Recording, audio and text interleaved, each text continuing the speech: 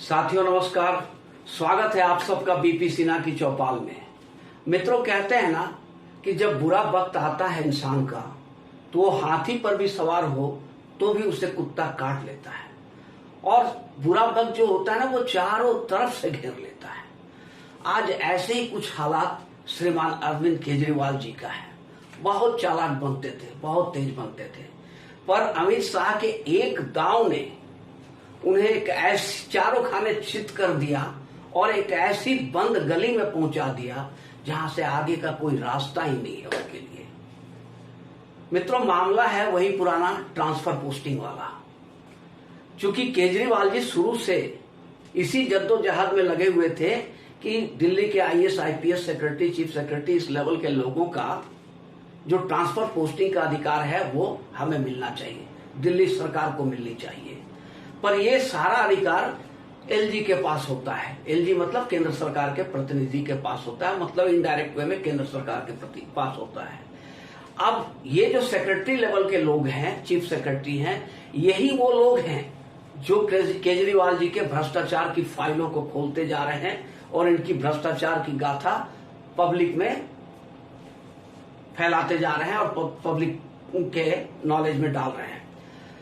यही वो लोग हैं जो केजरीवाल को जेल तक पहुंचाने के लिए कमर कसे हुए हैं। अब मित्रों, बात ऐसा है कि केजरीवाल को चाहिए इनका अधिकार ट्रांसफर पोस्टिंग का, ताकि इनको डरा सके और इन्हें उठाकर फेंक सके। जो इनके मन मुताबिक काम न करे उसको बाहर फेंक दे या दूसरी जगह ट्रांसफर कर दे। अब इसके लिए ये कोर्ट का दरवाजा खटखटाया। सुप्रीम कोर्ट से एक डिसीजन आया इनके पास, इनके फेवर में, कि हाँ, जो चुनी हुई सरकार है वही ट्रांसफर पोस्टिंग कर सकती है। ऐसे अधिकारियों का, सारे अधिकारियों का ट्रांसफर पोस्टिंग का अधिकार चुनी हुई सरकार के पास होनी चाहिए। बड़े खुश हुए, खुशी के सादियाने बजाने लगे केजरीवाल एंड गैंग। लेकिन तत्काल प्रभाव से केंद्र सरकार ने उस सुप्रीम कोर्ट के निर्णय को एक अध्यादेश ला करके डस्टबिन में डाल दिया। अब केजरीवाल बड़े परेशान। ये महीनों घूमते रहे पूरे हिंदुस्तान में, एक एक विपक्ष के नेता जिसको जिसको ये गालियां देते रहे, जिसको जिसको भ्रष्ट बोलते रहे, उन सब के दरवाजे पर ये नाक रगड़ते रहे और सबसे समर्थन भी जुटाया इन्होंने। यहां तक कि कांग्रेस जो इनको समर्थन देने से मना कर रही थी, उसे भी साम दाम दंड भेद अपना करके उसे भी अपने फेवर में कर लिया। बावजूद इनको ये लगने लगा या ये ऐसा हकीकत भी है कि सब मिल भी जाएंगे तो भी इस विधेयक को रोक नहीं सकते। लोकसभा में तो प्रचंड बहुमत है बीजेपी का, लेकिन राज्यसभा में भी बीजेपी का जुगाड़ बहुत तगड़ा है। आराम से बिल पास हो जाएगी लोकसभा और राज्यसभा दोनों से, और ये अध्यादेश जो है एक कानून बन जाएगा। और ये कानून जो बन रहा है, इससे केजरीवाल का सफाया हो जाएगा। केजरीवाल की कहानी हमेशा हमेशा के लिए खत्म हो जाएगी।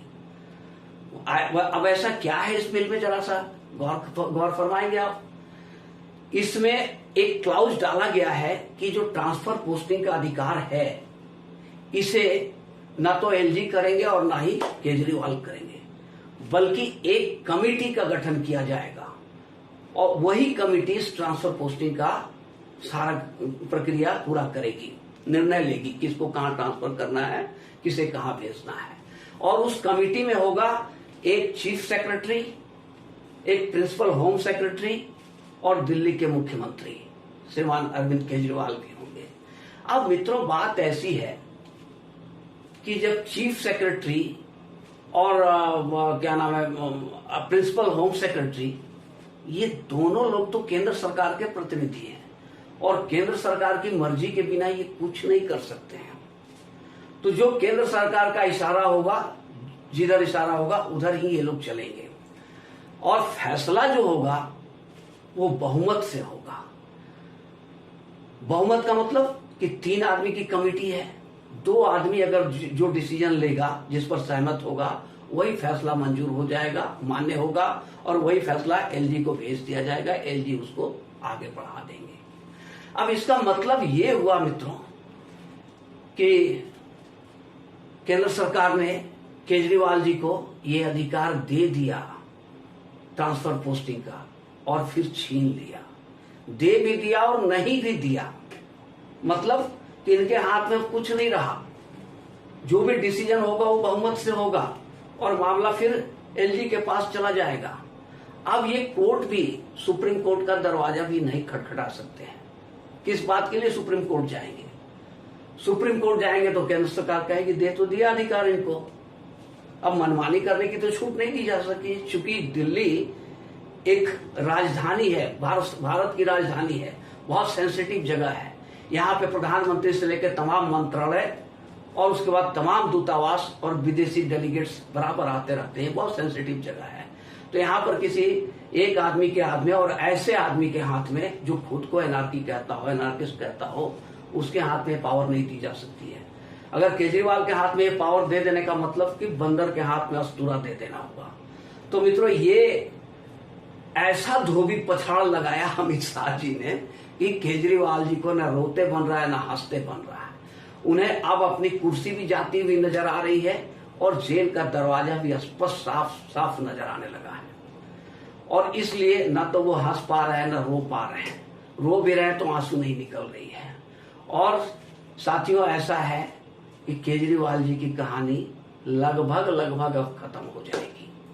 तो मित्रों, अगर ये वीडियो आप लोगों को अच्छी लगी हो तो इसे लाइक करेंगे और चैनल को सब्सक्राइब करेंगे। धन्यवाद।